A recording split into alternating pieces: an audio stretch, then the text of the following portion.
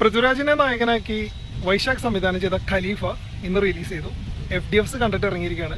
Varapuzha M സിനിമാസിലാണ് പടം കണ്ടത്. അപ്പോൾ പടം കഴിഞ്ഞ് ഇറങ്ങിയപ്പോൾ തന്നെ അതിൻ്റെ റിവ്യൂ അങ്ങോട്ട് ഇട്ടേക്കാന്ന് കരുതി. അതുകൊണ്ട് റോഡ് സൈഡിൽ നിന്നിട്ടാണ് റിവ്യൂ എടുത്തിടുന്നത്. അപ്പോൾ നമുക്ക് പടത്തിലേക്ക് വരാം.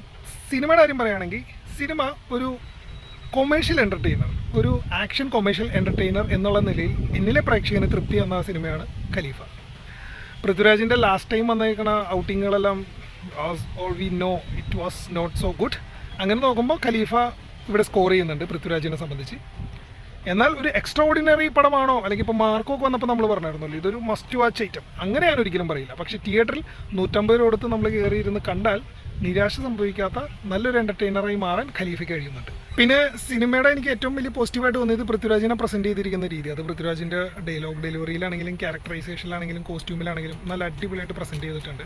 ജെക്സ് ബിജോയുടെ BGM അത് ബാക്ക്ഗ്രൗണ്ടിൽ നല്ല ഒരു വർക്ക് അവിടെ ചെയ്തിട്ടുണ്ട്. ചില സീനുകളിലൊക്കെ സിനിമയെ നല്ല രീതിയിൽ ലിഫ്റ്റ് ചെയ്യാനായിട്ട് ജെക്സ് ബിജോയുടെ BGMസിന് കഴിഞ്ഞിട്ടുണ്ട്.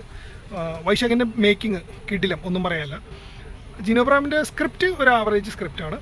പക്ഷേ ഞാൻ നേരത്തെ പറഞ്ഞ ബാക്കി ഘടകങ്ങളെല്ലാം അത്യാവശ്യം നല്ല പോസിറ്റീവായി വന്നതുകൊണ്ട് തന്നെ നല്ലൊരു കാഴ്ചയായി മാറാൻ ഖലീഫയ്ക്ക് കഴിയുന്നുണ്ട്.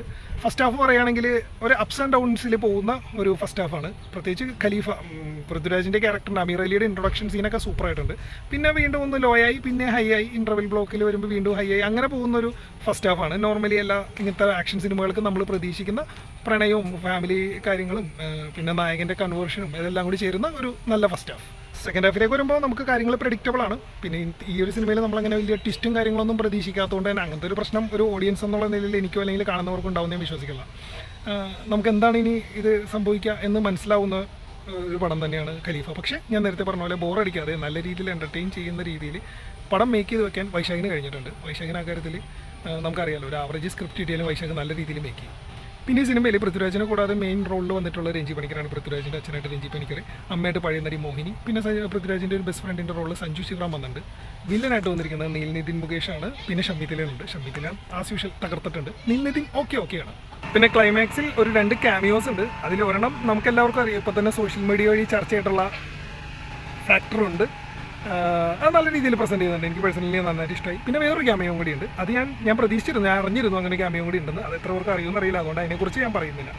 സോ നല്ലൊരു കൊമേഴ്ഷ്യൽ എൻ്റർടൈനർ കാണാൻ ഇഷ്ടമുള്ള, ആക്ഷൻ പാക്കഡ് ആയിട്ടുള്ള ഫാമിലി എൻ്റർടൈനർ കാണാൻ ഇഷ്ടമുള്ളവർക്ക് ധൈര്യമായിട്ട് ടിക്കറ്റ് എടുക്കാം ഖലീഫയ്ക്ക്.